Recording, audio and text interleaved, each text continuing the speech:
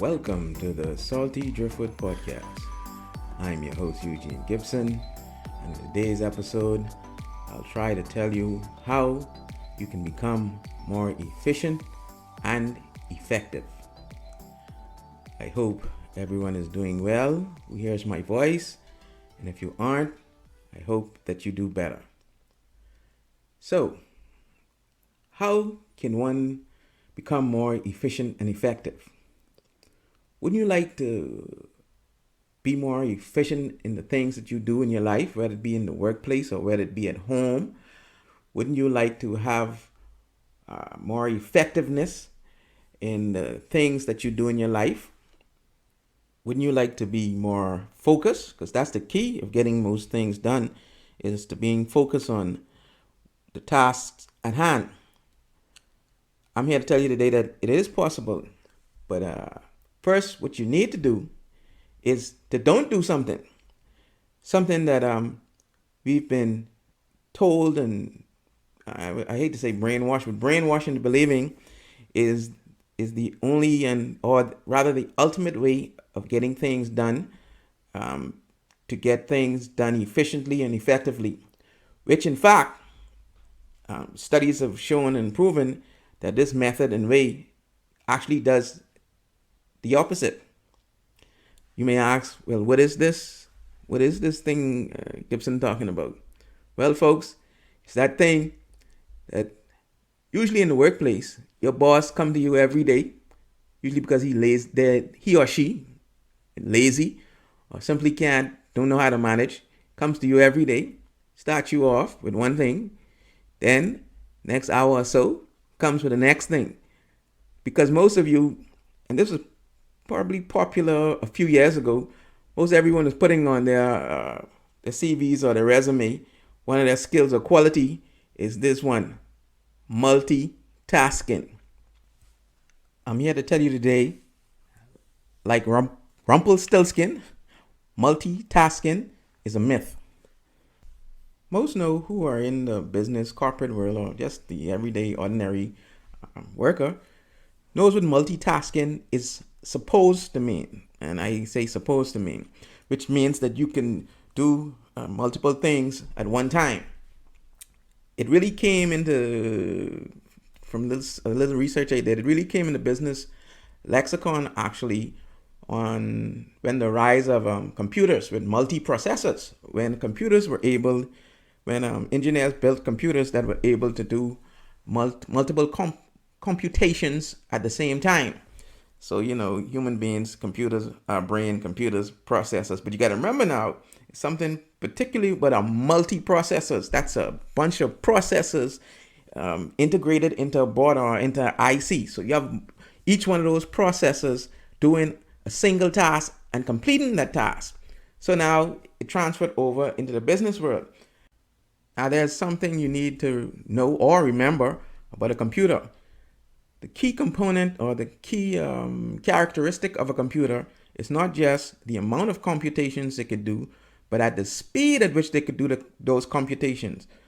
Generally speaking, your brain probably could do some of those computations, but it can't do it at the speed at what a computer can do it, because the computer does it with faster electrical signals and stuff like that. All that good stuff. Basically, computer signals are just on and off, on and off, on and off, 1 and 0, 1 and 0, 1 and 0 at amazing rates, amazing speed.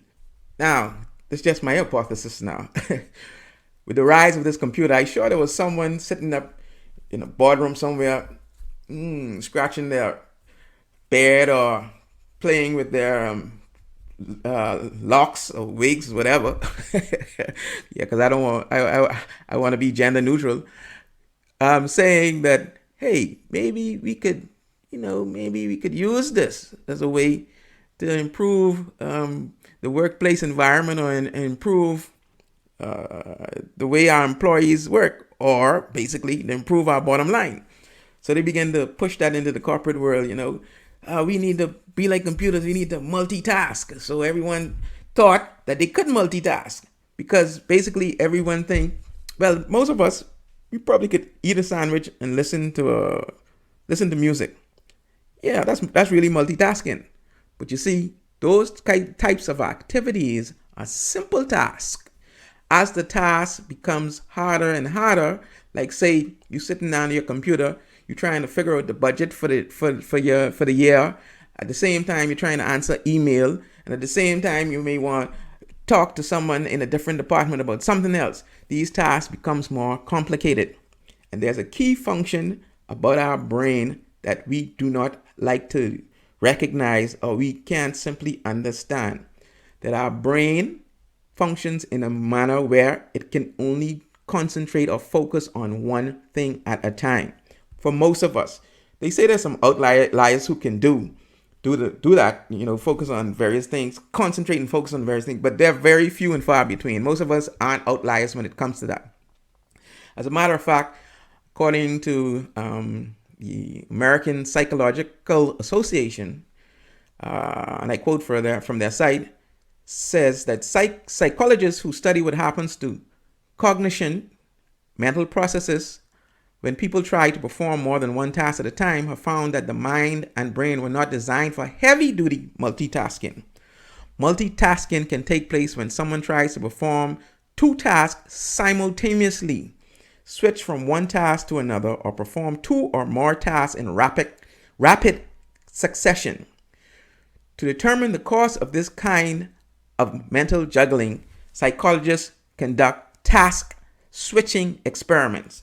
And it goes on to explain those experiments, which I won't go into any detail, but if you want to get into it, you can go on their site, American Psychological Association. I'm getting a little tongue-tied today. And just search multitasking.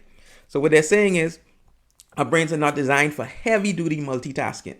Yeah, we make it fold the clothes up and listen to music and shout at the kids at the same time. They're simple tasks. They're almost like repetitive tasks, which our bodies and brains have learned to function in unison together. But when it comes to more serious tasks, especially in the workplace, these tasks you need to focus on them. So in order to be more efficient and more effective, which means that you complete these tasks in efficient time and do them effectively. See, we could multitask and complete tasks, and then they aren't efficient or effective. They're sloppy. They just don't make no sense. We just finish it for finishing's sake. So, like I go back, a lot of us may say, well, I have to do that in my workplace because that's why the boss, he depending on me. If you're on a team or say more than 2 or 3 people, and your boss have to depend just on you, or your supervisor depending on you to do these multiple things, I here to tell you today, your boss is lazy and he or she doesn't know how to manage. They need to go back to some managing training. And that's another subject we could top on why, and I heard this from another podcast and I found it quite interesting. How come the best people aren't promoted to be bosses? And that's another topic within itself. But anyway, back to multitasking. According to another website on Very Well Mind, multitasking takes a serious toll on productivity. I'm quoting from their website. Our brains lack the ability to perform multiple tasks at the same time. In moments where we think we're multitasking, we're likely just switching quickly from task to task. That's the end of it. Yeah, that's what we're basically doing, switching from task to task, never completing anything, never being efficient, never being effective. The only way we could do this is to concentrate on one task at a time. Even if you concentrate on it for extended periods of time and go to another one, that's fine. But that constantly switching back and forth, thinking like you are a computer, on and off switch, that can't work. The brain don't work like that. Physically, the brain don't work like that, and we as humans don't work like that. We have been brainwashed to believe that that's how we work, but we don't. You see, I can go back to managing, like I said, what I heard on the podcast, because I think it needs to mention. Usually when people get promoted in a managerial position, it's usually because of 3 things I like to think about, at least 3 things I think about. Either it's a family business and family members automatically get promoted, or you have some individuals who sucking up to the boss, so eventually that pays off and they become managers. Or the best worker is elevated to become a manager.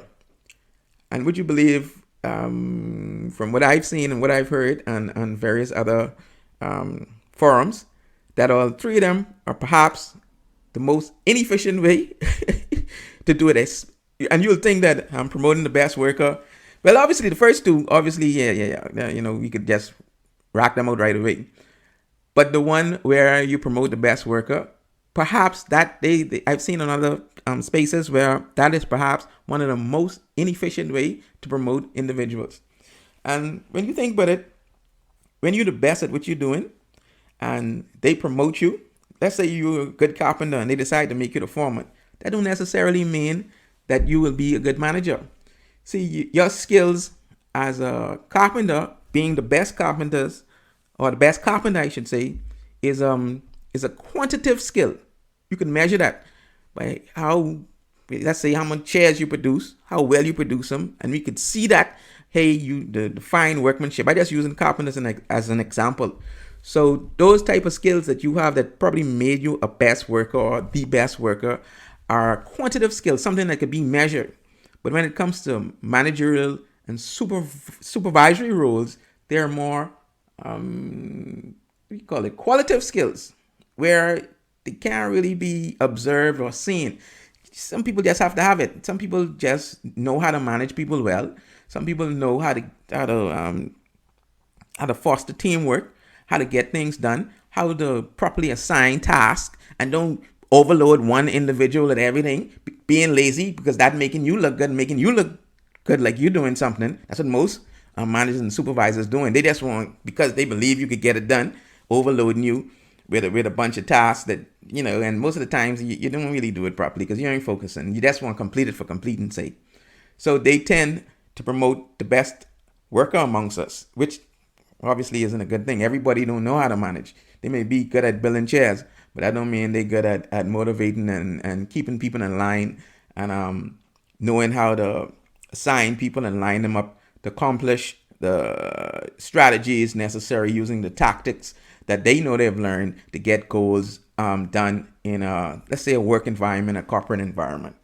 So that's one reason, in my belief, multitasking is so prevalent in the workplace. Usually because of lazy managers, or managers who really can't manage. You know what I'm saying? I've heard people say before that, oh, my boss, he don't even know what I do, and they made him the boss. He don't need to know what you're doing, or he or she don't need to know what you're doing. All they need to do is get you to do what you're doing and do it well. At the same time, most of them, they overextend their bounds and just try to load up one person who they believe is the most reliable. And as human beings, we like to feel useful. And then, but still at the end of the day, we can, they give me too much, well, tell them stop it. When you have those meetings, if you do, where you have the opportunity to express your views and let them be known. Some people just like to don't do that because they make them feel that make them less valuable to the company. But hey, you gotta sometimes think about yourself. Sometimes, in certain instances, humans just need to be selfish in order to get things done.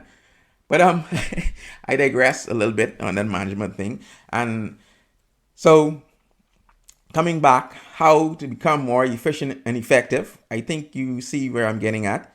You need to stop multitasking, and you need to somehow, if you could, help to foster an environment where that simple, nonsensical thing is done away with. Even another studies from Cleveland Clinic, this, and I quoting from their site, studies shows that when our brain is constantly switching gears to bounce back and forth between tasks, especially when those tasks are complex and require our active attention, we become less efficient and more likely to make a mistake. So let's think about serious things like, say, a surgeon. I think one of these sites used this as an example. A surgeon doesn't multitask. He just focusing on one patient, and each and every step in the operation he takes his time. It ain't just about steady hands. It's about him being focused on what he's doing because life depends on it.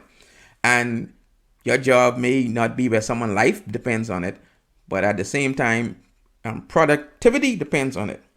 And that's why a lot of corporations or a lot of work environments seem chaotic, because everyone doing a bunch of things. And I think that's how it is in most people's lives. We feel that once we're doing a bunch of things, that somehow we I guess being successful or we getting things done. When at the end of the day, we have a bunch of uncompleted projects, a bunch of uncompleted resolved issues in our relationships, a bunch of just a bunch of incompleteness, nothing getting done, nothing getting sorted out, nothing getting finished, nothing getting finished. Pardon my Caribbean accent. Nothing getting finished or done. And so the best way to become more efficient and effective is to focus on one thing at a time. Mind you, that don't mean you can't do a bunch of other things, but focus on one thing at a time and focus on them until completion. That's a problem we have nowadays. We don't like to complete nothing because of the environment we live in. A lot of us live in that social media space where our attention is shifted from one focus to the next. We reading one story today, something pop up. You go down the next road.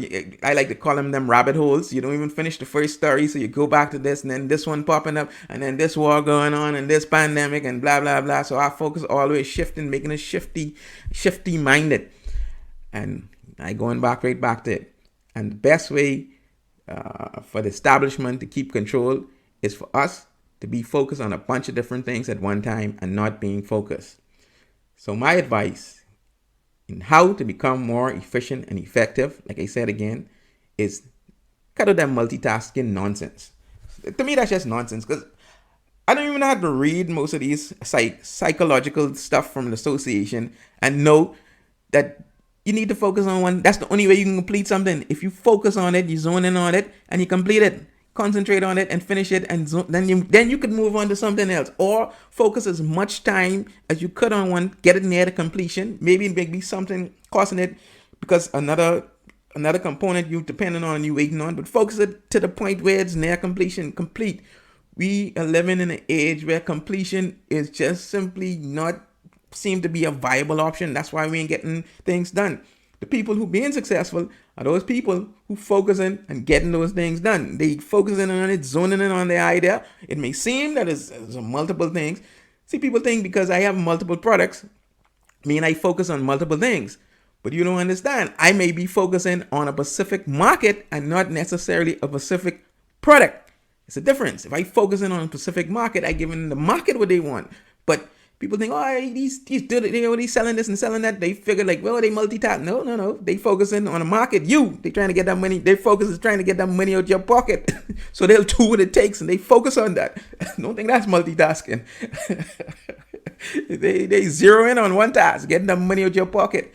Because I say this, because we tend to, follow these advice or perceived advice from these people we think are successful.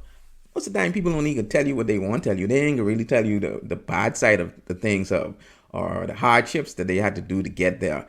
Or if they do, we tend to overgloss them because we don't want to hear that. We only want to hear the quick path. So, well, that's another thing, Let me don't drift too far into that again. I love to drift in that direction. But in conclusion, sum it all up. How to become more efficient and effective. Simple. Stop multitasking and focus on the task at hand. And for you managers out there who like to do that nonsense, go to some more managerial training and learn how to manage groups of people. That's what y'all need to do. Because most of y'all lousy. Most of them lousy. They get too complacent and sit back. They just think that, hey, I'm the boss and just do what I say. Yeah, whatever. But anyway, on that, I'll end. And like I always say, be good and be real. And I hope you had some fun today. I just hope you had some fun today listening. But on a serious note, I hope you follow that advice. So have a good one.